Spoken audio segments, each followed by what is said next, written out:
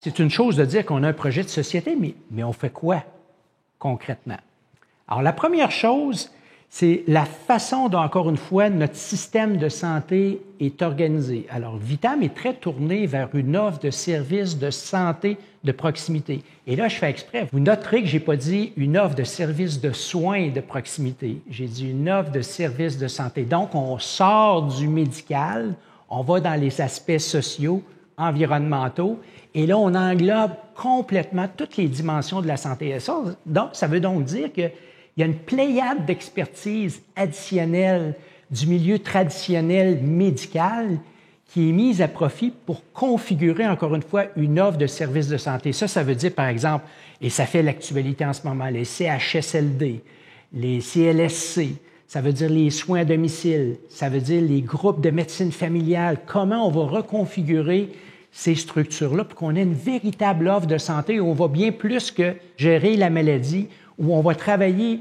avec les milieux de vie, avec les communautés, pour justement s'assurer qu'on crée des milieux de vie qui vont être intégrés, qui vont être interfacés avec l'offre de services de santé, qui vont être compatibles avec des trajectoires de vie, avec des belles qualités de vie, des vies en santé. Et l'autre aspect, bien encore une fois, c'est tout ce volet prévention qu'on doit amener dans cette nouvelle définition de la santé où on fait plus que la gestion de la maladie. Alors, comment maintenant ça se décline tout ça sur le plan opérationnel? Bien, on a 5 grands pôles dans Vitam, Centre de recherche en santé durable, mais je tiens à souligner que ces pôles-là, ce ne sont pas des silos. Alors, on insiste beaucoup chez nous, lorsqu'on parle de notre centre de recherche, de dire, bien, c'est pas parce que vous êtes dans un pôle donné que toutes vos préoccupations, vos activités gravitent autour de ce pôle-là. Non, les gens chez nous, on n'en veut pas de silos. On veut que les gens réfléchissent ensemble.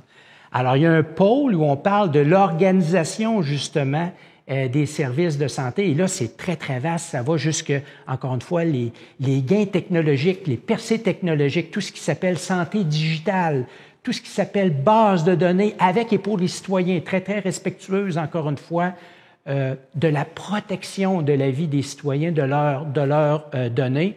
Alors, l'organisation des soins, ça, c'est un pôle et des services de santé. C'est un pôle qui est énorme. Puis finalement, à peu près tous les chercheurs, chercheuses de notre centre ont des préoccupations qui tournent dans ce pôle-là. Après, il y a aussi le pôle des milieux de vie, des milieux de travail, et ça, c'est un pôle aussi, et des environnements. Et là, vous voyez à quel point aussi, ça, on ratisse très, très large et on va chercher de l'expertise dans différents domaines, incluant l'expertise, que ce soit dans le domaine des sciences d'administration, que ce soit des sciences sociales, pour ne nommer que ces deux secteurs-là. Après, il y a le volet aussi protection, prévention. Alors ça, c'est un volet promotion de la santé qui est un volet très, très important. On a aussi un volet, et ça, c'est fondamental dans la façon de travailler de Vitam, l'implication citoyenne, l'implication des patients. Et ça, c'est vraiment ce qui nous distingue des autres centres de recherche en santé au Québec. On va travailler avec et pour la population, puis on a donc des chercheurs qui ont de l'expertise mondialement reconnue dans ce domaine-là.